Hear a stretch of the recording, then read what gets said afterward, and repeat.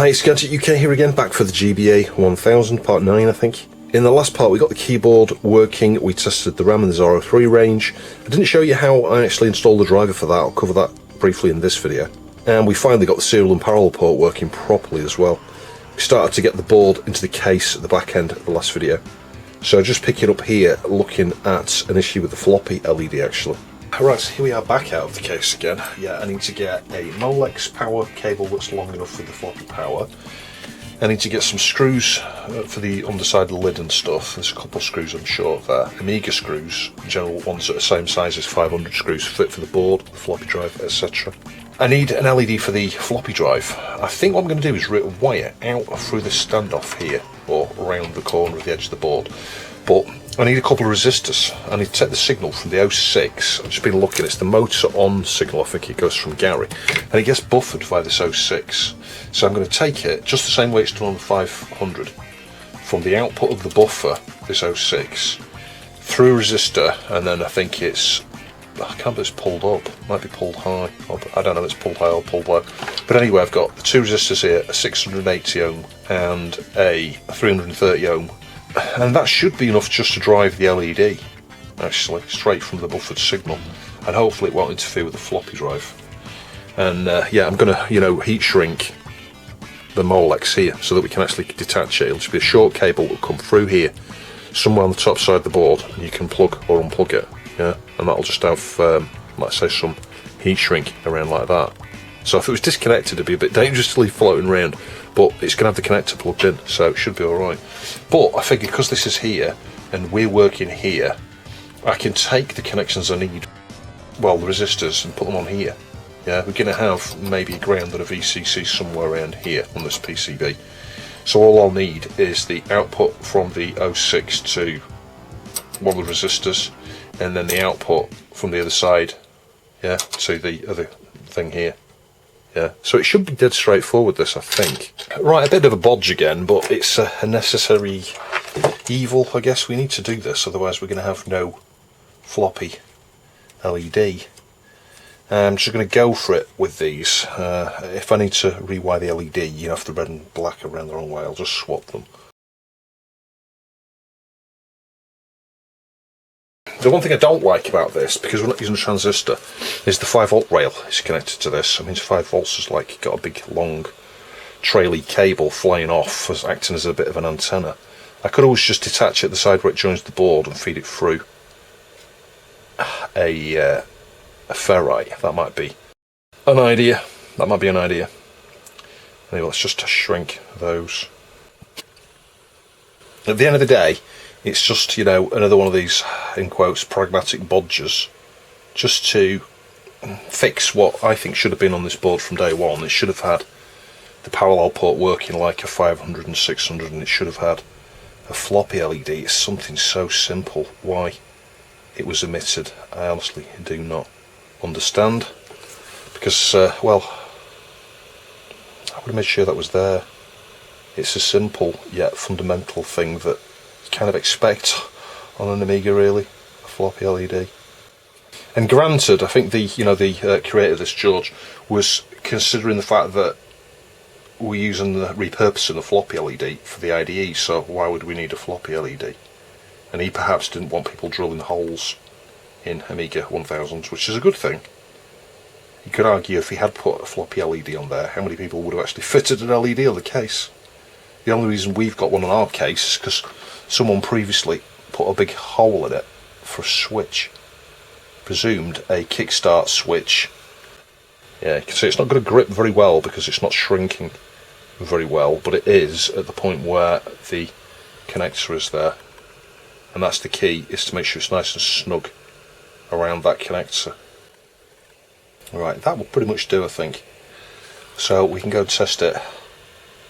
I mean, at least I've got no risk of killing a CIA or Gary with this mod, because, well, it's the 06, it goes to the 06. So if anything was going to be a problem, it would be the 06. Or the 5V rail in general. Anyway, that's that. So I'll let that cool down. I can install back up on the bench here, and we'll give it a try. You see, what I've done here is create a bit of a hybrid of circuits. So like, I was looking at how it was done on the 500, and a different area on the this board as well. On the 500, you see, it's going to go for a transistor. There's no transistors, and this is not exactly replicating how it works on the 500. What it is doing is replicating how the power LED works on this board. And I figured that they're going to be similar parts. They look a different shape and a different size, these two, the power and the floppy LEDs. But I figure they're going to have the same ratings there. So if it works for one, it would probably work for the other. I did try to find on the original Amiga 1000 schematics the floppy LED circuit to see how they'd done it there. I couldn't find it. I did spend 10 minutes or so looking at it. It's just one page that covers everything, and you've got to like zoom in, and it's pretty blurry. So I just couldn't find it. I found an LED signal, but I think that's the power LED.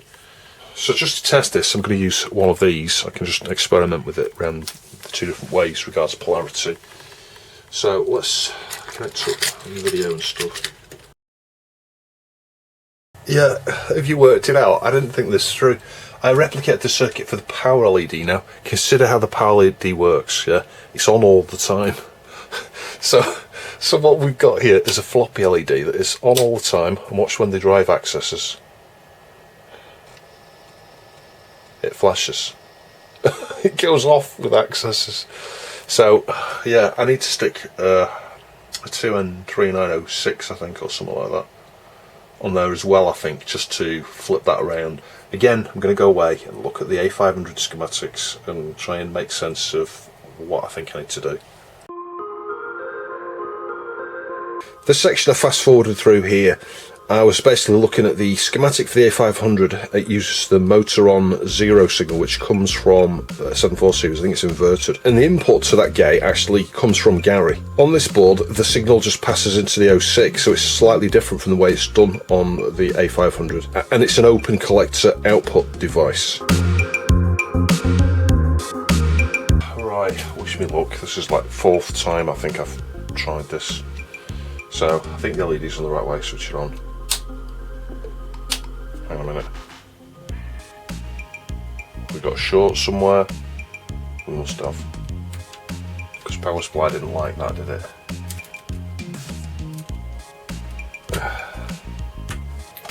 Maybe power supply's not in. Let's try it again.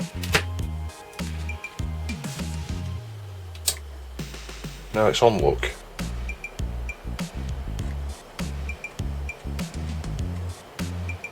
I don't know, I'm losing my mind doing this.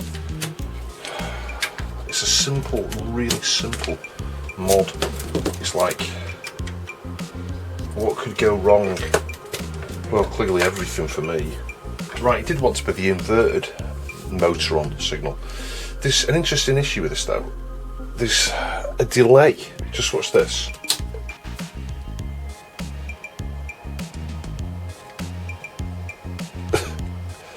How does that work?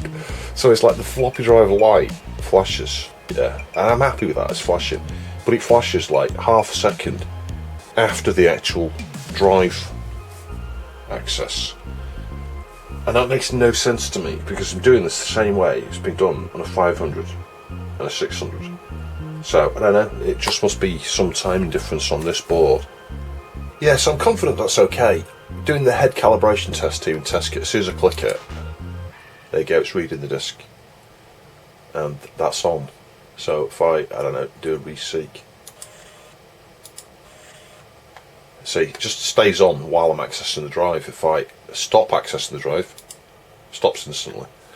And I checked the schematics versus the Ref 5 and the Ref 6 A500, and we've definitely picked up the motor on signal inverted, buffered out of Gary. So that's fine, the way things are now, that's fine. We've pulled it off, we've managed to do that. I'd feel happier if there was some way to secure this here, this wire, like a cable relief, maybe on the socket, I don't know, there might be enough space to get a cable tie around there, but then that would limit the use of that socket probably. So I'm reluctant to put a cable tie there. There's a space up here for a cable tie. I could do that, I could reach it out this way and get a cable tie under and round that. I'll see if there's enough space. If there is, that's where I'm going to mount it. It will mean that this is floating around this area here. Yeah, a longer wire would have been better, but anyway, that's just going to accommodate me plugging it in. I did consider drilling 2 holes in the empty part of the PCB here and actually sticking that pin header on the actual PCB. I might do that yet. I don't know. I've spent so long messing around with different small aspects of this. This is, the thing, the devil's in the detail. You'll spend 95% of your time on 5% of the issues for sure. So, I mean, things like a cable for this and a drive. So it's just taken me, I don't know, an hour or so to sort out an SD card, to copy an image on there, to copy a few of the files, to edit the configuration of it, to test it with that adapter. I've ordered another cable. It's going to be about the same length as that one, but I'm going to go with this one, I think. And then we've got nowhere to mount it. There's a mount point over here, yeah, which is away from the profile, and you can't get to it. It's like, who came up with that? That's the most ridiculous thing ever. What was wrong with having some holes or something here? So you can't mount a drive. I don't know what I'm going to do there. Maybe, I don't know, get a big sticky pads underneath it and stick it down here in this profile. That's probably what I'll end up doing, which is pretty bodgy. Now, if you've got a 3D printer, this is an absolute glorious project for someone with a 3D printer. Seriously, there's that many little bits you could print for certainly the way I'm implementing things here. But then the power cables don't reach. I could use that one, but look, it's too short. The ones you get with it for an Amiga, they're just a bit short. You'd have to bend it around. The floppy drive one doesn't reach. So I've got this old cable here that came off my old ATX power supply that served my channel for my best part of about 7 years. So all the Neo Geos on my channel were all repaired using that power supply that used this cable. And the only reason I didn't repair it is because it was absolutely blown to smithereens. Several of the components inside it were just obliterated. Resistors that were just black. There's no way you could work out the original sizings of them. ICs, the top, smashed to smithereens by some short. Anyway, so I reclaimed everything. Some of the stuff for that, the wire for that, came from that power supply. This wire came from that power supply. But I figured, let's just make my own. Let's make my own thing here, my own harness. We need one of those for that. That's going to be good, isn't it? We can fit that like that. That's going to go over there to the Molex that I've fitted, or this one. I'm not sure which yet. And then one's going to go over to the drive. That'll leave one of these spare. And I'm probably going to adapt to the fan. Yeah, so I'll have a cable coming off of the fan.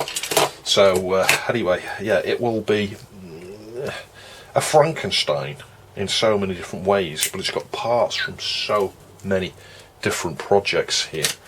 So I'll show you the last one of these. You've seen all this stuff so many times. I've done ATX power adapters, one part of this video, and I've shown you repairs of these. Yeah, twist the wires together like that. This wire is technically too big. Hang on, I've got one strand sticking out there. This wire is technically too thick of a gauge for these pins, but where there's a will, there's a way. So what I mean is, just get it lined up. I solder the spade point there, but what I'm doing is squishing it in like that. Yeah, that's into the hood. Oh, not really the hood, but the the cable grip there. And then a flat blade is better here, but I've been using this thing. It's not too bad. Just squish it as flat as you can get it. Use the other finger and thumb on the same hand. Get the solder on the point there. Come straight downwards and start to add solder like that. Pull away. Wet finger. You can see the plastic melts around here. This is what we want because, well, it's very tight. You can see that.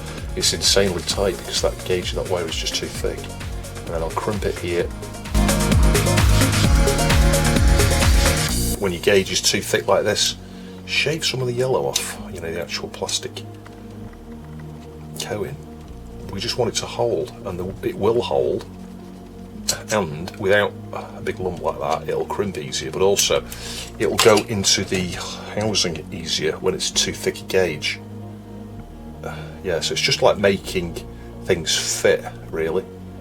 It's, doing this when this shouldn't be possible, really, with this size of this gauge of wire. So in order to make it go into the white housing, I will just shave off these little bits of plastic here like this. Don't need to cut much off. Just, you know, like that little bit, really. Like that, and same over here. And then the white hood won't be having a problem when that goes in, if you see what I mean.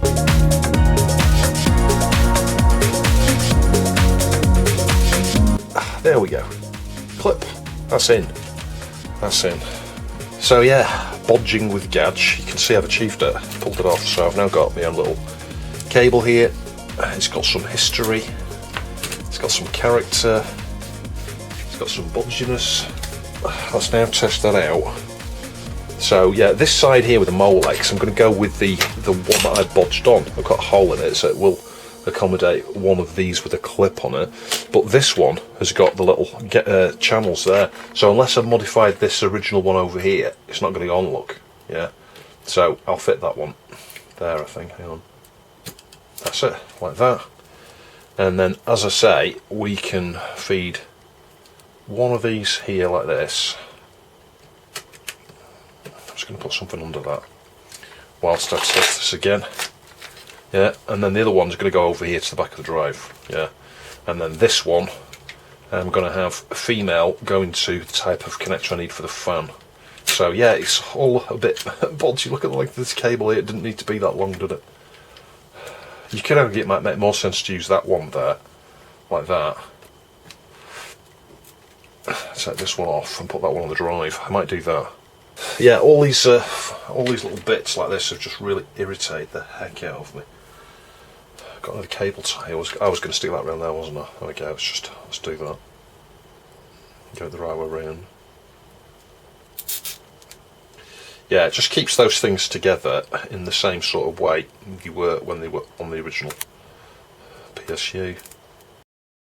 Switch it on, and I'm watching the middle LED there, it's flashing spoon. Woohoo! We've booted from SD card. So let's go into benchmarks. Yeah, it feels just as fast as the compact flash card I had.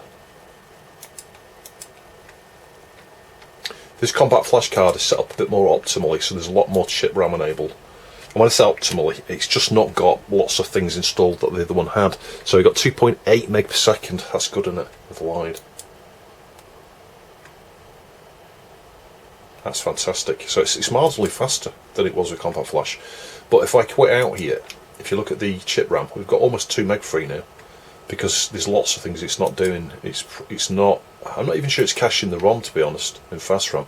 So I'll enable that new fast ROM, whatever it is, because it's not caching the ROM, but it's not got any of the drivers that I've been using for testing of the cards and things like the Prelude and the Janus stuff for the A2, 286 and 386. Because this, let's face it, this machine's never going to accommodate one of those, because we just don't have enough Zorro space. One thought I did have, and I'm not giving up with the idea yet, what I'd like to do is set the jumper, move the RAM into the 32-bit range, use AddMem to add that in the configuration on boot, but then fit another 8 meg in the Zorro 2. Now, I could probably do that as long as I don't have any other Zorro 2 devices in here. And by the time you add the RTG card that goes over here, and that's a 4 meg card, that's not 2 meg, I think, you've lost half of your Zorro 2. But also, I'm not sure that can coexist alongside an additional RAM board here. You can only use this one slot, and that's it, I think. So, need to think about that. I wonder if there's some way I could bodge another 8 meg in here. Because I was thinking of getting a right-angled one of these, yeah, which I've seen on AliExpress. It's been 2 parts, I'd have 2 pieces of it, but it's right-angled. So the slot would face to the right here. And then the plan is to fit the little PCB, it's like a tiny little PCB that goes into the slot. You solder the RTG on top with like strips of pin header, actually pins that go down. They solder onto the PCB edge like that, but the tops of the pins are through on this side. At which point I could solder the other socket, that faces to the right, and stick a Zorro 2 card here, a Live 2 Gotta Go Fast RAM maybe. But that depends on the auto config side of things and the slave, and there's a few different connections, isn't there, that are arbitrated by, I think, one of the gals on here. And that's the thing, it's probably only supporting one slot. I could in theory modify it so it supports 2 slots, but I'd need wires and things running all over the place probably. So I don't know whether that's going to be possible. What would be possible with a little right angle thing here? Well, I think maybe I could fit the SID card, but then again, that also uses one of the slave connections to drive its output enable. In other words, you know, when it's selected, you know, on the address, mind you, it doesn't use auto config that, so I bet that would work. I bet the SID card would work, so I might do that anyway and fit a SID card inside here. Bear in mind the 060 card goes here, but I reckon this is going to be so high up here, like this high, it would fit above the 060 level, so I reckon I can pull that off. But anyway, that'll be a future video. Right, just trial fitting everything here, nothing screwed in. I do need to do some cable management, don't I? I do need the odd cable tie as well. So the fan, I stuck it, you know, soldered it onto this thing here, removed 2 of the pins from it. So those pins are a bit, like, the wires are a bit squished, aren't they? Yeah, anyway, that doesn't look too bad. So the drive is just precariously balanced, the IDE drive. This drive is just precariously balanced, it's not screwed in, the motherboard is not screwed in. The LED is connected. This LED needs the resistor removing, maybe even an additional transistor. I don't think the voltage level is high enough. Certainly the current, the 120 ohm or 150 ohm resistor, might just you know, improve it if I remove that. I don't think it needs it. Anyway, everything is connected now, including the fan, so if I switch it on, hey, it's pretty silent, that as well. Again, that came from the power supply that was decommissioned.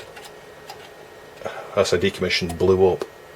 It's pretty good. It's blowing outwards, so it's probably going to, you know, pull air through the gaps, the holes and things like that. Yeah, it's probably a good thing, really, because if you're going the other way, then air comes out. In other words, you'd have any dust pulled in from the back, and you get lots of dust at the back of these things.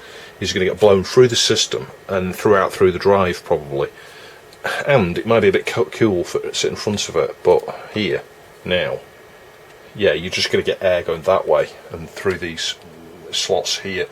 I would suggest that because this side here is going to be closed, the air is going to come through the front here primarily, a little bit through the drive, but probably most of it through this big gap here, and maybe through the ports as well, you know, so it's going to be circulating a bit of air. More fans might improve things, but if I put the disc in, you'll see, oh hang on, I've got to be careful here, I'm going to create myself a problem on it. Yeah, if I put the drive in, or the disc in rather, yeah, it flashes, not very bright though, so I do need to do something with that. And it's nothing wrong with the LED, it's the fact that we're driving it in a way that it was never driven on the original. We're doing it like the 500 and 600, more like the 600 actually. So yeah, I'm going to stick a couple of cable ties around these fan wires because I don't like the way they're separating, and these other wires do need sort of bending downwards a bit, you know, like this one here. It's going to need bending like right over, I think, because it's just like sticking up. It just looks awful. It's pretty thick, sturdy wire, but it should, there you go, should be able to be bent into some sort of cable management scenario. Same with this wire here. It just needs sort of bending over like that, I think. Yeah, everything will fit in here, I think. It is pretty tight. So I don't know how I'm going to mount the IDE drive in some sort of robust way, other than in the SD bag. I don't like that. Anyway, all the LEDs work, which I'm very pleased about. So I need to get Dennis's front piece on here, don't I? I managed to just file down a couple of the edges just lightly on that, and then try and get a beige paint that's the same sort of colour as this. I might ask around, because I know there's 2 colours that people throw around a lot in my Discord as the actual colours you can get to respray certain parts of these systems. But the 1000 might differ from, let's say, the 4000 or the 2000. It does look very similar to me, although mine's a bit yellowed on the front actually. So I'll switch it back on again. Yeah, that fan's great. I'm really pleased with that. Good airflow as well. And of course I do need to get an actual power supply mounted in there. So, you know, I've got this thing penciled in here, a micro ATX, you know, a Pico ATX, whatever it is. So, you know, you feed in, I don't know, 18 to 21 volts I think through there. You need a fairly beefy current. And then this just goes in place of the ATX. Yeah, but I need to find somewhere to mount it. That's the problem with this. It's like, where do I mount it? I don't know. And I've got obviously a ground earth strap here. to mount. Well, I can screw that on one of the PCB corners somewhere. It's looking so great. I just need to get some paint to paint this piece here, but even that fits really well now. I just filed the edges just very marginally. Still needs perhaps a bit more, because you can see like a narrow gap here, larger gap there. Maybe the same here. It just needs a little bit of a narrowing, I think, at the top, certainly here on this edge and here. And then maybe just retry it. But anyway, started to clean this up. Now, if you saw the exclusives where I covered some of the case stuff here, it's a pretty beat up lid. You know, it's got some pretty bad scratches on here. Those are probably not going to go away, but I might be able to get the dirt out of them. But just looking at that, you can see it's pretty bad. But here, can you see the contrast? I used initially some plastic cleaner and it made no difference. It was just like this with all these fingerprints and marks and scratches. And then tried some baking soda, which we used on the Amiga 4000 lid. And I don't know if you can see a contrast, but just this area here, I cleaned it, and there were loads of black marks and gouges, and they've all come off. And that's just from one pass. So I'm now going to get some, yeah, the lighting's going off and on here, got a bulb that needs replacing. I'm going to get some more baking soda, and we'll have a go on the you know, the large area here, and see if we can get that to clean up somewhat. And I think you might be able to see that this area here is a fair bit cleaner. You know, I just did around here like this. Can you see all these marks and things? So let's have a go at those. I haven't got much baking soda left. I need to get some more of this. There might not even be enough to do this, I don't know.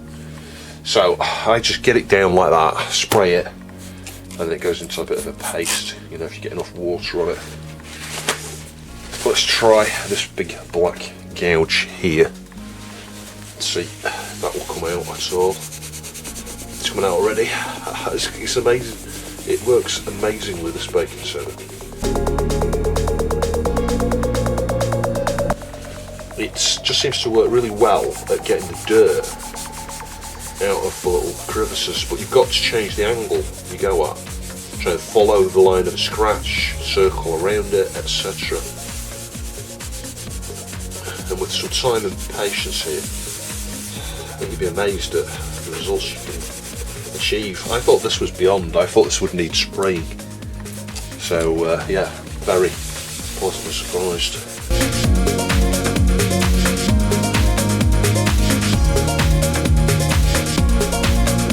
Anyway, I'll report back. Look at all the dirt's coming off that. Yeah, there we go. So more work is required, but this side here, other than here maybe, just needs a bit more. It's incredible, isn't it? That just looks so much better. It almost looks factory. There are some scratches in there in the light if you get it the right angle, but look at the contrast here of how dirty this side is. And the top piece here, yeah, it's just nice and clean. So I'm just going to go over the remainder of it and I'll report back.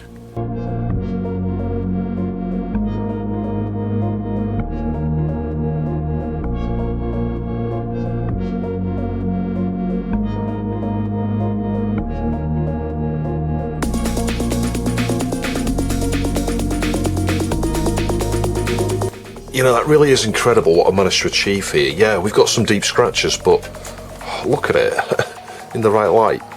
You can barely see anything. It just needs a wipe. You've got these little marks here that actually follow the moulding on the underside. So yeah, it just needs another bit of a clean here. I'll clean this lip. This was filthy, this internal lip here. I'll have a gentle wipe over some of these bits as well on the underside, but yeah, other than it being a bit dusty on the inside's not too bad. I need to do this back edge here, but also look at this side here. So this is a before, and I'll give you an after. You can see some pretty nasty scratches, marks. I bet most of that comes off. I am very, very, very pleased with the end result there. Bear in mind, I haven't finished here yet. Give it another wipe with some soap and water, and I could get some plastic cleaner on, some plastic polish. But even though there are scratches on here, all of the dirt has come out of them and they just look so much better. Yeah, so what an amazing result. You can barely see a scratch. You can barely see a scratch on the top of this. I am absolutely blown away. So I've had a bit of a clean on the inside as well. That black mark came off there. So I mean, it could have, you know, a few more wipes yet. But I think you'll agree that's not bad when that's on there. It's not going to look bad at all. I thought that case would never come up that well. So yeah, I need to get some paint for this next, don't I? Right, I think I'm going to now just take everything back out again. I'll try and secure the IDE down some way, if I can.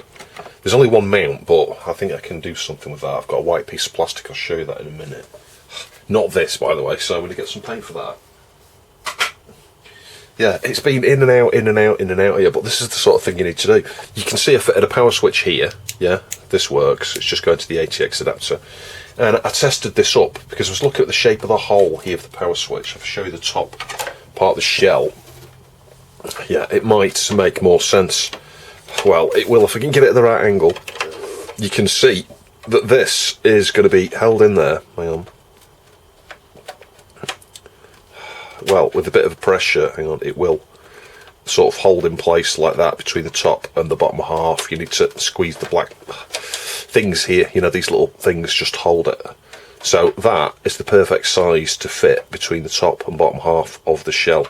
You know, the bit here, it doesn't sort of stay in place because it's not got the top half. So yeah, that'll be a bit fiddly when it comes to putting it together, but I'm guessing it must have had a power switch similar to that on the original setup, you know, the original power supply. So that should do, and obviously I put the heat shrink around here just to make sure if that did came off it wouldn't short or anything. That should be okay. But I'm going to remove the resistor on the floppy LED here just to see if that is any brighter without that 150 ohm resistor. Hopefully it should be. Might need to still have a resistor there, maybe 22 ohm or something like that, I don't know, or 4.7 ohm maybe. So we'll give that a try, and obviously I'll try it before I actually, you know, stick it back in the case here. And let's switch it on. So even with no resistor on that transistor, yeah, it's not very bright, is it?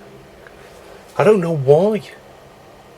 Now for the observant of you, you can see we've got a heatsink slash clip here on this PGA socket.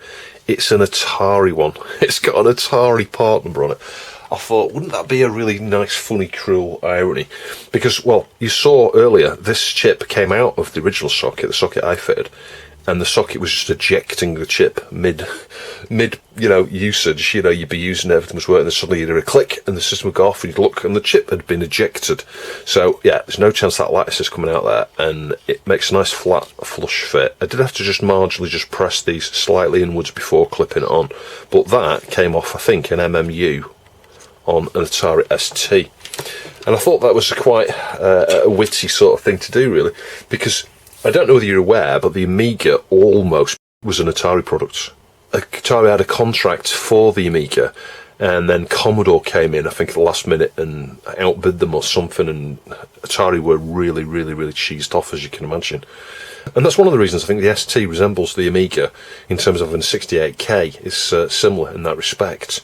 They already knew what the Amiga was going to be, and just tried to replicate what they could, you know, with the off-the-shelf same sort of CPU, well, the same exact CPU. But Atari obviously went faster. We went 8 MHz instead of 7.09. But the Amiga had such a wonderful custom chipset. You've got things like Paula, the designer of that, went on to create, he went to work at Sonic, creating Sound Blaster type cards, and better than Sound Blaster. So yeah, there's some origins there in the, you know, PC sound industry coming from Paula.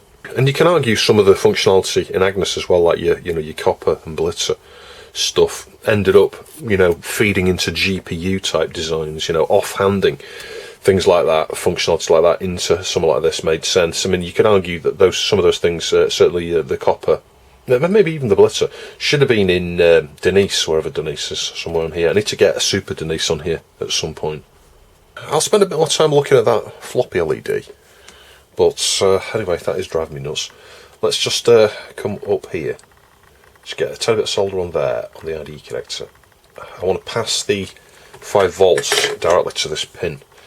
And then check on my adapter. I know one of the adapters it picks up from that pin. Liv 2 did that on the Ripple. You know, there's a jumper on it, so you can actually pass power to the IDE cable. And it's only ever going to be used, well, while I've got it, with the adapter that I'm fitting here. So yeah, at some point if someone plugged in an actual IDE drive, I don't know, it could cause some sort of problem. And actually I'm just going to redo that and route it the other way. I want it to go to the right, not the left, just because the floppy Molex there is over on the right from where this is. Now there are plenty of other places to take it from, But, well, I'd like to try and take it from the actual Molex where the power goes. So let me just work out where 5 volts is. That's ground. That's 5 volts. Yeah, it's that one. Yeah, I was hovering on that a few seconds because the multimeter wasn't stabilising with the 0, 0, 0. And that's what I wanted. I mean, these power connections here are sort of, I was going to say protected, they're not filtered. There's a 6 amp inductor, 6 amp ferrite goes to them. That's it. That wire is good, so I'll just clean up around those with cotton buds. And we'll have a look at the adapter to make sure the adapter's wired the same way, and then I'll just test that to see if it'll work without the Molex. It's just one less Molex to connect up. It just makes the wiring a lot easier and tidier. Yeah, this adapter here, it doesn't even have the pin. So I need to unblock the hole there, and I'm going to fit a pin. This is why I always save those single pins when I extract them. I've got to go find one now. Right, it's lead-free solder, I can tell, because, well, it just looks awful. Looks like grey acrylic paint. It doesn't even look like solder. So let's get some solder on there. I've got my pin. I found a pin that we extracted from something, I don't know. Maybe even in this series, I don't know. It was like one pin that was left over or something. It fell out of its housing. Anyway, we've got a hole there now. And where's my pin gone? I don't know. Don't think I've lost it already. Oh, it's there. And yeah, this is not going to be easy, I don't think. But we'll just give it a try. So I'm going to try and force it in from this side, keeping the solder point upwards because it's got a bit of solder on it actually. Try and get it square with a hole. Might need to use a cam for this. Just try and push it in. Yeah, it's coming through here, you can see that. Right, it's almost through. EEV blog ruler to the rescue here with the final bit. Just push it. There we go. And I can't push it too far now, can I? Because I'm pushing it in profile with the pins that are already there. And that's it. It might need a slight bend, but we've got a pin in every hole. Let me just check it's the right height. Yeah, that looks fine. There's a bit of hair in there that needs brushing out. Anyway, we'll do that in a minute. Let's just solder it on. So at this point, I'll probably find it's sort to ground or something. I hope it isn't. So I'll measure on diode test to start with. And I think I did this and I don't think it went anywhere. Nothing. Nothing. Nothing. Should have some grounds around here somewhere. Yeah, grounds are around it. So let's put it on resistance. I know you can't see the meter, I'm just testing. Hang on. Resistance, just to make sure there's no resistance, because if it was not connected, open circuit, open line that is, open line, open line, open line. Chances are, if you get no resistance whatsoever, that means it's flowing. So we can just join a wire from there to the relevant 5-pin on here. And then that should be it. It's pretty dirty, this PCB, isn't it? It's horrible. I think I'll just give it a clean before I put it back on that motherboard. Yeah, 5 volts is this one here, the red. Yellow is 12. And if you wanted to err on the side of caution, you could put a fuse or something in line, or I don't know, a 0 ohm link, some, one that's rated like 1/4 of a watt or 1/8 of a watt or something. That's something that I thought about. I even thought about adding a fuse to the GBS 1000 on its 5 volt rail. That might be an idea, I don't know. Certainly when you're using an ATX power supply, as I am. If you get short on your 5 volt rail, well, your 5 volt rail is going to say bye bye. Power supply is going to keep powering. Yeah, alright, there's some ferrites and things rated 6 amp. So, well, tracers won't take 6 amp. I'll tell you that for nothing. Well, some of them. Some of them will, some of them won't.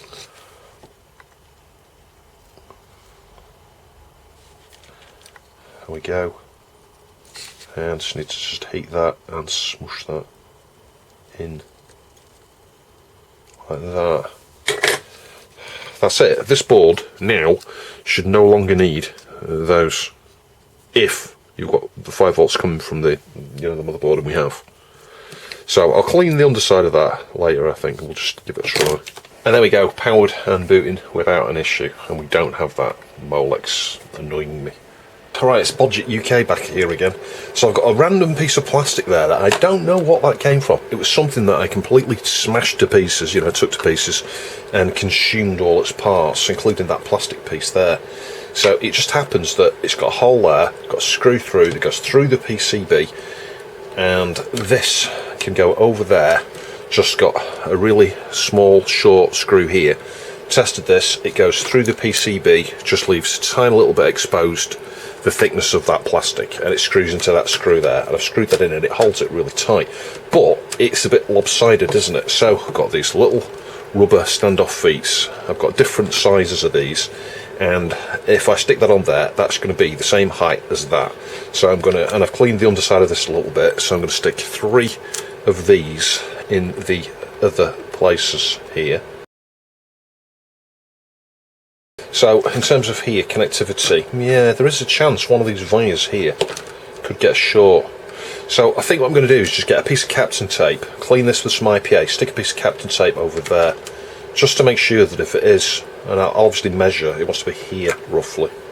I don't know why, when this was designed, we couldn't have some holes here that match with, the footprint of the 2.5 drive, 2.5 inch, whatever it is. Because then it would be able to fit probably with some sort of cradle, or I could actually fit an actual drive or something, or a mounting bracket, something like that. Yeah, that edge just keeps getting finger touched constantly. That's perhaps not straight, but I'm not bothered, you're never going to see it anyway. This is going to be over the top of it, look. There, that's it. That will do the job. Just on the, I know it's going right to the end, just on the off chance there is a connection there, but that's fitting fairly flat and level. So I think the final thing, once I've screwed that in, let's get that screw in. I'm going to get one of my little cable grips and stick it here in this corner. Right, I did have to relocate the foot there to get that one just right, but to stop this from going like that, I'm going to stick one up here, and then that should be it. It's going to be secured by those, held down here, and all is hopefully well with the world. Right, we've got the same exact problem on the other side. I think the little rubber standoff is in the wrong place. This thing here there is just interfering a bit. So let's put this up there, like that one. And you can argue this is the best way to do it, is to lift that up. That's going to be alright, that's fine where that is. So just pressing that in. Yep, let's get the screw back in. That's it, that's not going anywhere, is it? That is not going anywhere. Just give that one more turn for good measure. And there we go, IDE bodge complete. So I trimmed down the connections on these pins on the underside, these ones on the underside, and there may have been something else, but just to make sure that none of those pins end up pressing down here. But it's stood off, it's got a rubber foot here, rubber foot, these two things holding it sturdily. Can't go anywhere, switch it on, and watch the LED. These are super bright, aren't they? Yeah, it's flashing. There we go, so that is mod complete for the IDE. Right, I'm going to do 2 things that might get me a wee bit of hate. Probably not. Remember, this is not a Commodore board. This is not like some rare, prestigious... Well, it is prestigious and it is, well, relatively rare. But you can buy them. I posted the links earlier. You can buy these boards, yeah? It's a modern board. So I'm going to drill a hole here for the negative side. Just checked, this is all ground here. This is ground. It's just like a couple of millimetres off for the battery that I've got. And yeah, the battery name, it makes me laugh. What could go wrong? Look at the name of that. What a great name for a battery, Ultrafire. It's just like the terrible fire side of things, isn't it? What could go wrong? Anyway, that's going to fit in there, yeah. It is lithium, it does say lithium, a lithium battery. Now, it's not specific as to should it be lithium ion, I don't know. I'm just going to go for it anyway. That's going to have, I was going to say protection circuit in it. This isn't going to be putting very much out in the way of current and stuff anyway. So, what's the worst that could happen? Well, we could have a fire, an ultra fire, according to this battery name. Anyway, I'm going to drill a hole through there. Regardless of whether we keep this battery on here and I change it for something more suitable, I will get something that's in that CR123 footprint, I think. So I'm going to drill a hole for that. I'm just going to put that side on there, just compare. Yeah, that's going to be fine, I think. Might need to be a bit wider than that, actually. No, that should be alright. So I'm going to drill a hole for that. I'm going to relocate this on the actual PCB somewhere here. I'll find some space. I'm going to solder it, same thing, drill 2 holes, put a bit of epoxy underneath it, stick it down, put solder on the other side, and then join 2 wires up on the underside, rather than try and squeeze it through here. So it'll just be another pin header over here fitted onto the board. Even though it's a bit dim just now, it's working, but it's a bit dim. I can always look at that circuit there. I might need to add another transistor, as I mentioned. It's important to note that I think this is a 4-layer board. I'm just going to put this under here, just so that I don't drill through to my mark. Yeah, it's a 4-layer board. So if we had a VCC rail or a clock rail routed down here, it'd be a bit crazy, wouldn't it, on the very outer edge? Then, yeah, bad things could happen. I could short the supply rails out. So, anyway, is that going in?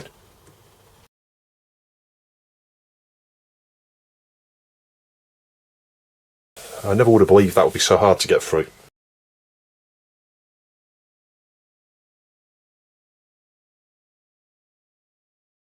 Yeah, that's fairly straight. It's probably out by 1/4 of a degree or something, but anyway, that's on there. Let's just now measure VCC and ground. Oh my god, we have a dead short.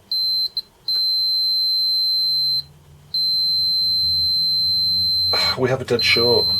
Have I just created myself a major problem here? I think I have. You know what they say about the best intentions? That is a big problem. That is a huge problem. Right, I've changed my mind. I'm leaving the LED in line because, well, I've freed up the short now, and I've just gone, I'll show you, just gone around here like this, just gone up, down, up, down, up, down, a few different ways, just to make sure that we don't have any torn off edges, because we've got a VCC rail and a ground rail sandwiched very closely together. Yeah, as soon as you drill a hole through that and stick a connection solder, you join everything up, you join the layers. So it is just the VCC and ground, I'm pretty sure, because it'd be crazy to run anything else down here, really. The other traces for this look like they're on the top side, so the VCC and the ground rail could short there. The question is, how do I get that through? I could put some heat shrink around there, stick it in the hole, and join it up that way. I might need to make that hole a bit bigger. It might seem like a counterproductive thing to do, but I might make that hole just as marginally bigger with a bigger drill bit, in order that I can get my finest file tip in there, file to make sure it's nice and smooth, the edges aren't shorting, measure to make sure it's not shorted, get some UV solder mask in there, into the hole, maybe, or something like that, and then fit a piece of very fine heat shrink tubing around that leg so it goes through the hole, so there's no chance of it joining up.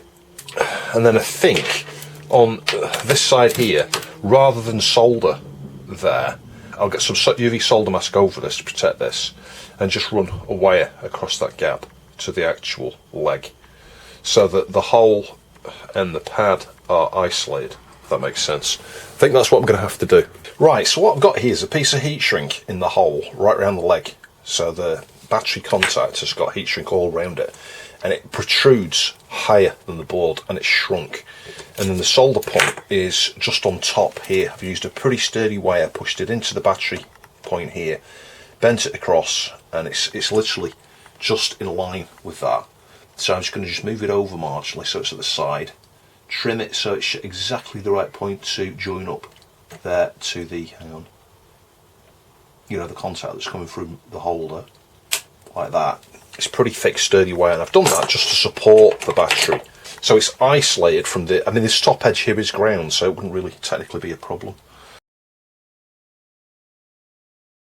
Let's just measure on beat test. Make sure we don't have a short again. No, we don't. It's like the normal resistance you get. I did cross my mind that maybe that was short in somewhere, but I don't think so. I think it was the internal layers. So we're only going to know if it's alright when we come to power it on. So that's the next test, I think. And in case you're wondering what I mean, here's a cross section of a hole through a PCB. And it's like you've got a layer like that, a layer on 4 layer, at least 3 layers, 4 layers, yeah, that go right around the edges of the hole. So of course when you drill through that, bits of these layers sort of squidge out, you know, you get bits of metal like that all over the place. And even if you file it down, as I did, you know, I drilled it nice and smooth to get rid of these shorts between the 4 layers. Then when you stick a pin through and solder it, the solder just comes up here and joins everything up. That's the issue. So, yeah, what you've got to do, is, as I described, is sand it down, you know, in other words, drill it, super drill it. You know, press the drill outwards and, you know, sand up and down, or use a file, and then inspect it from all angles to make sure you can see the nice lines with no particles of metal bridge anywhere. Measure to make sure you don't have any shorts, and then do what I did, fill it with some UV solder mask, you know, pin through it, but with insulation around it, you know, heat shrink tubing. And then maybe something to secure that in there so that the pin's not just floating around and bobbing up and down. I used a tiny bit of epoxy just to hold it in place. Yeah, so I got away with it on this occasion, I think. Obviously, that's a pretty risky thing to do, so yeah, be warned. It's like I said, it did cross my mind thinking, is it 4 layer? And then I remembered it was, and I was like, well, surely he's not going to route the 5 volts out here. But when you design the board, you may expand your layer to fill the whole board. This is the thing. So, you know, at this point here, we've got a ground layer, a 5 volt layer, a ground layer, 5 volt layer, etc. Yeah, this point. Ground's on the outside, I think, maybe 5 volts on the inside. But because I was able to just widen the hole with the larger drill bit and then file very, very gently and inspect with magnification the hole, I could see all the layers are all separated. It's not like you had a bit of copper like splayed upwards rubbing on another layer. And it's a pretty thick PCB, and you've only got 4 layers. On a more modern design, you may find you've got 6 layers, 10 layers, 12 layers, or more. And you've got a huge problem if you cut through one of those layers, and it's not just going to be power and ground. But because you've got more layers, they're nearer to each other, it's far easier for them to bridge. Yeah. So I think I've got away on this occasion here. I'm comfortable that should be alright. But if that heat shrink tubing was worn, you know, from lots of insertions removal, it could wear through the heat shrink and the leg may then short onto the different layers. So, yeah, ultrafire. There could be an ultrafire on here at some point.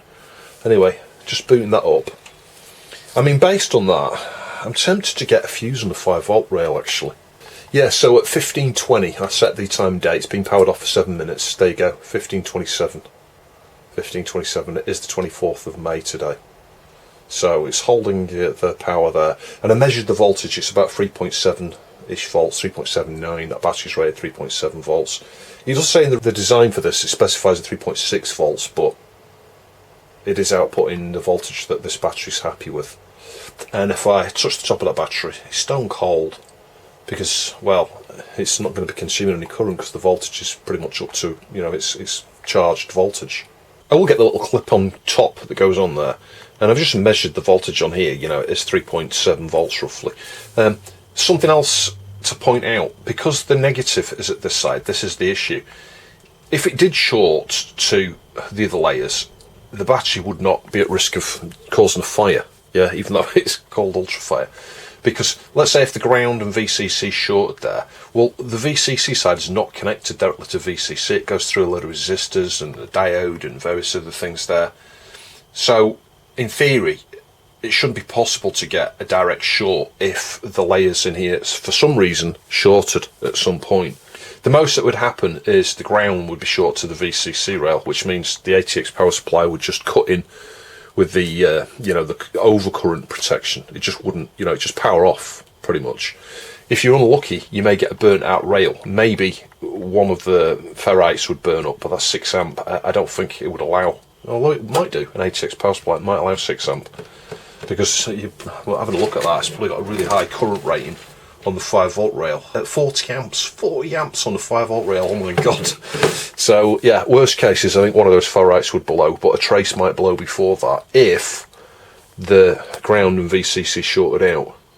Now, from my experience, I found that when you get a short, just a very short period, yeah, like, you know, I don't know, a very fine wire between VCC and ground, it blows the trace, but the power supply cuts out anyway.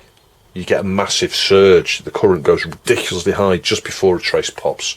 So it's not like it would just keep going, it wouldn't. It would detect that over current situation.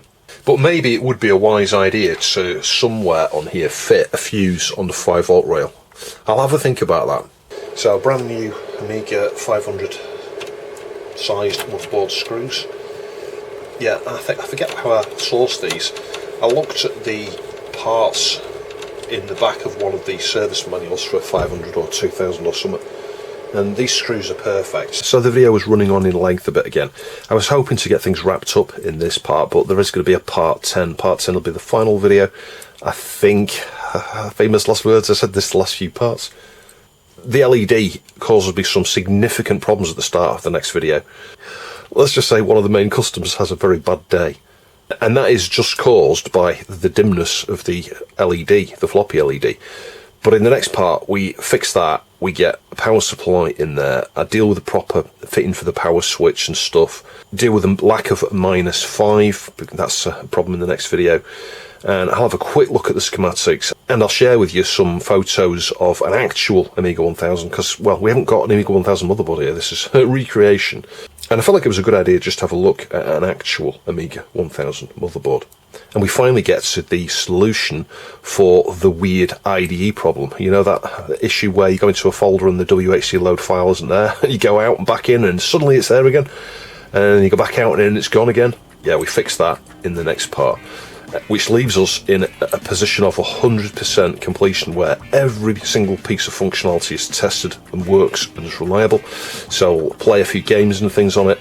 Yeah, so it might be a bit of an extra long video, the next one, but hopefully everything should be wrapped up in the next part.